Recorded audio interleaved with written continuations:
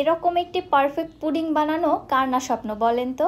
হ্যাঁ, আপনিও বানাতে পারবেন যদি আমার আজকের এই রেসিপিটি ফলো করেন। আসসালামু আলাইকুম everyone, welcome back to my channel. আজকে আমি তৈরি করব perfect caramel bread pudding. Normal পুডিংয়ের থেকে আলহামদুলিল্লাহ এর টেস্ট 10 গুণ বেটার হবে। এছাড়াও এটা তৈরি করা খুবই সহজ, এত স্মুথ একটা পুডিং তৈরি হয়, কোনো ক্র্যাক বা ফাটল বা ছিদ্র কোনো কিছুই হয় না। এক কথায় 100% পারফেক্ট একটি পুডিং তৈরি করতে পারবেন এই রেসিপিটি ফলো করে। বিসমিল্লাহ। ফার্স্টে আমি ক্যারামেলটা তৈরি করে নিচ্ছি। চুলায় একটি প্যানের মধ্যে দিলাম হাফ কাপ চিনি। চুলার হিটটাকে বাড়িয়ে দিয়ে অপেক্ষা করছি চিনিটা মেল্ট হয়ে কালার আসা পর্যন্ত। চিনিটা মেল্ট হয়ে যখন ঠিক এরকম কালার আসতে শুরু করেছে, সঙ্গে সঙ্গে চুলার হিটটাকে লোতে রেখে নেড়েচেড়ে ক্যারামেলের মধ্যে সুন্দর একটা কালার আসা পর্যন্ত জাল করে নিচ্ছি। এ পর্যায়ে প্যানের মধ্যে যে হিটটা রয়েছে, এই হিটেই কিন্তু ক্যারামেলের মধ্যে কালার চলে আসবে। আমি ক্যারামেলের কালারটা খুব একটা বেশি ডার্ক করব না, ডার্ক করে ফেললে ক্যারামেলটা তিতা লাগে। আমি লাইট কালার থাকা অবস্থাতেই চুলা থেকে নামিয়ে সঙ্গে সঙ্গে মোল্ডে ট্রান্সফার করে নিচ্ছি। দেখতে পাচ্ছেন খুবই সুন্দর একটা লাইট কালার চলে এসেছে ক্যারামেলের মধ্যে। এটাই একটা পারফেক্ট ক্যারামেল, কোনো প্রকার তিতা লাগবে না। সঙ্গে সঙ্গে মোল্ডটিকে এভাবে ঘুরিয়ে মোল্ডের তলায় ক্যারামেলটাকে সমানভাবে স্প্রেড করে নিচ্ছি। মোল্ডটিকে এক সাইডে রেখে দিচ্ছি ক্যারামেলটা সেট হওয়ার জন্য। এবার এখানে নিয়েছি 3টি ব্রেড স্লাইস। আমি আজকে 3টি ডিমের পুডিং তৈরি করব, এজন্য 3টি ব্রেড স্লাইস নিয়েছি। আপনারা ডিমের পরিমাণ কমিয়ে বাড়িয়ে নিলে ব্রেডের পরিমাণও কমিয়ে বাড়িয়ে নেবেন, অর্থাৎ যে কয়টি ডিম নিতে হবে ঠিক সে কয়টি কিন্তু ব্রেড নিতে হবে। এবারে ব্রেডগুলোকে আমি ছোট ছোট টুকরো করে কেটে নিচ্ছি। দেখতে পেয়েছেন ঠিক এভাবে কেটেছি। এবারে ব্রেড স্লাইসগুলোকে অন্য একটি মিক্সিং বোলের মধ্যে নিয়ে নিচ্ছি। এবার এর মধ্যে দিয়ে দিচ্ছি 2 কাপ কুসুম গরম দুধ। আমি 2 কাপ কুসুম গরম পানির সঙ্গে 1 কাপ গুঁড়া দুধ মিক্স করে এখানে ব্যবহার করছি। আপনারা চাইলে লিকুইড দুধ দিয়েও তৈরি করতে পারবেন, সেই ক্ষেত্রে 1 লিটার দুধকে জ্বালিয়ে হাফ লিটার করে নিতে হবে।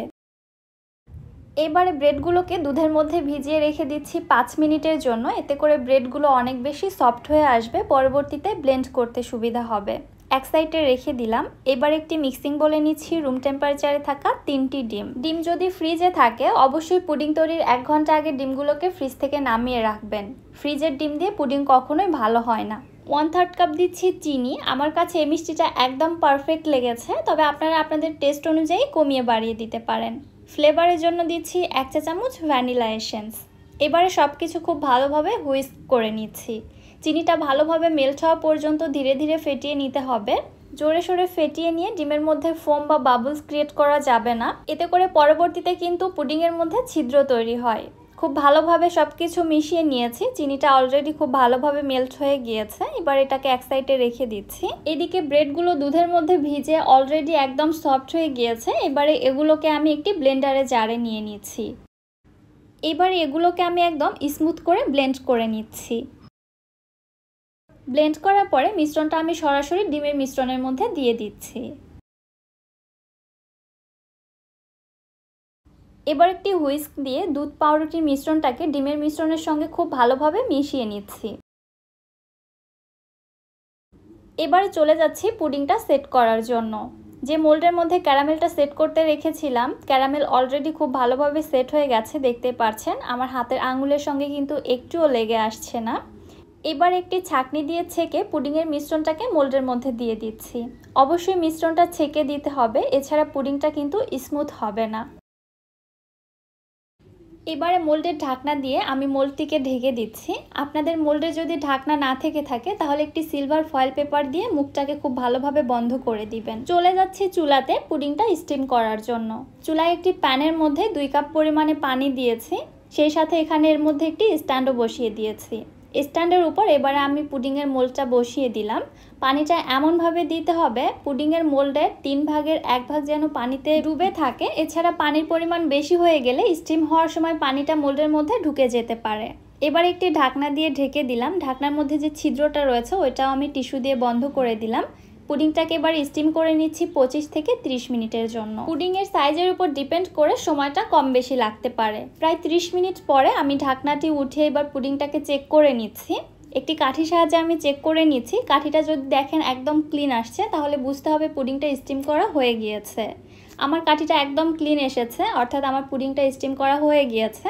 এবারে চুলা থেকে পুডিংটাকে নামিয়ে সম্পূর্ণভাবে ঠান্ডা করে নর্মাল ফ্রিজে 1 ঘন্টা রেখে দিচ্ছি সেট হওয়ার জন্য। কখনোই পুডিং গরম গরম ডিমোল্ড করবেন না, এতে করে পুডিং ভেঙে যাওয়ার চান্স অনেকটাই থেকে যায়। এছাড়াও পুডিং গরম গরম খেতে একদমই ভালো লাগে না, অবশ্যই নর্মাল ফ্রিজে রেখে সেট করে তারপরে ডিমোল্ড করতে হবে। পুডিংটা আমি ফ্রিজ থেকে নামিয়ে নিয়ে আসছি, এবারে ডিমোল্ড করব। তার আগে একটি নাইফ দিয়ে পুডিংটাকে মোল্ডের 4 সাইড থেকে এভাবে ছাড়িয়ে নিচ্ছি। এবার একটি প্লেটের উপর পুডিংটাকে ঠিক এভাবে ডিমোল্ড করে নিচ্ছি। মাশাআল্লাহ, কত বেশি পারফেক্ট হয়েছে পুডিংটা, তাই না? আমি জানি এরকম একটি পারফেক্ট পুডিং আপনারা সকলেই তৈরি করতে চান। সো আর কোনো চিন্তা নেই, আমার এই রেসিপিটি তো দেখেই নিলেন। এখন থেকে পারফেক্ট পুডিং আপনারা নিজেরাই তৈরি করে নিতে পারবেন। পুডিংয়ের ভেতরটাও দেখুন কত বেশি স্মুথ এবং সফট হয়েছে। আর বিশ্বাস করুন, এই পুডিংটা যে খেতে এত বেশি মজা, আমি আসলে আপনাদের বলে এক্সপ্লেন করতে পারবো না। এটা খুবই বেশি মজা, আপনারা বাসায় না ট্রাই করলে বুঝতে পারবেন না। রেসিপিটি আপনাদের কাছে কেমন লাগলো অবশ্যই আমাকে কমেন্ট করে জানাতে ভুলবেন না। ভিডিও ভালো লাগলে চ্যানেলটি সাবস্ক্রাইব করে দিবেন, আর যারা ফেসবুক পেজ থেকে দেখছেন পেজটিতে অবশ্যই একটি ফলো দিয়ে দিবেন।